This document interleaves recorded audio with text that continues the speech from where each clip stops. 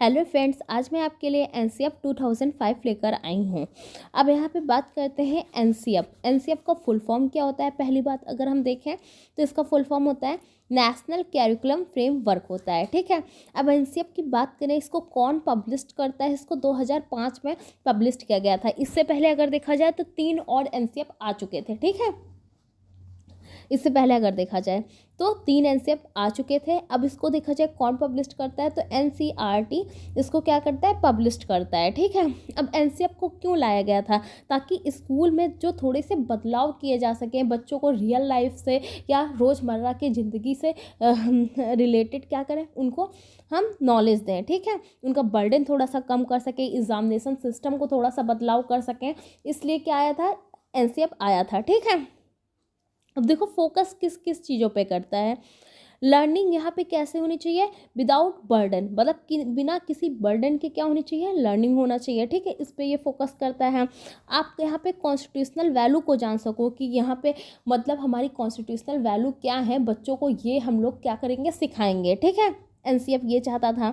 और ये क्या, लर्निंग बाय डूइंग, यहाँ पे जैसे आप कोई चीज़ बच्चों को सिखा रहे हैं वो एक्टिविटी के माध्यम से सिखाओ बच्चों को। यहाँ पे लर्निंग बाय डूइंग मेथड से वो करके सिखाओ। ठीक है, तो बच्चे जल्दी सीखेंगे।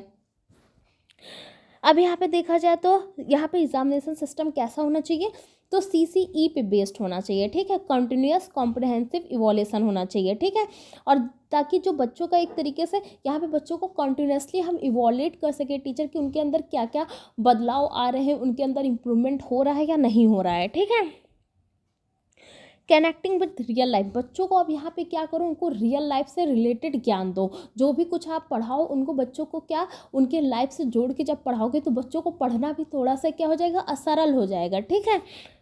अब यहाँ पे to overcome the fear of examination, अब बच्चों के अंदर क्या होता है, एग्जामिनेशन को लेकर क्या बैठ जाता है, उनके अंदर फेयर बैठ जाता है। अब उस फेयर को भी क्या होगा, हटाना होगा। ठीक है,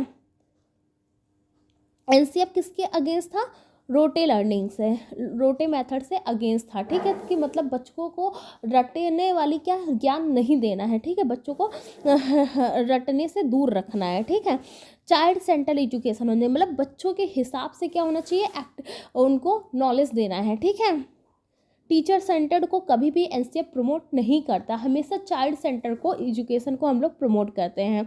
और जो एजुकेशन जो कैरिकुलम हो वो कैसा होना चाहिए, लचीला होना चाहिए। ठीक है, आप इजीली उसमें अगर कोई बदलाव हो तो आप उसमें चेंजेस कर सकते हो आप अपने अकॉर्डिंग से। ठीक है, यहाँ पे आपका जो नया ज्ञान रहेगा, आप मतलब न्यू नॉलेज जो आपका रहेगा उसको किससे, ओल्ड नॉलेज से आप उसको लिंक कर करके पढ़ाओगे तो बच्चे बहुत ईजिली तरीके से या सरल तरीके से क्या उस चीज़ को जल्दी सीख पाएंगे। ठीक है, तो एनसीएफ के यही सब कुछ पॉइंट्स हैं जो इम्पोर्टेंट रखते हैं किसी भी एग्ज़ाम के अंदर।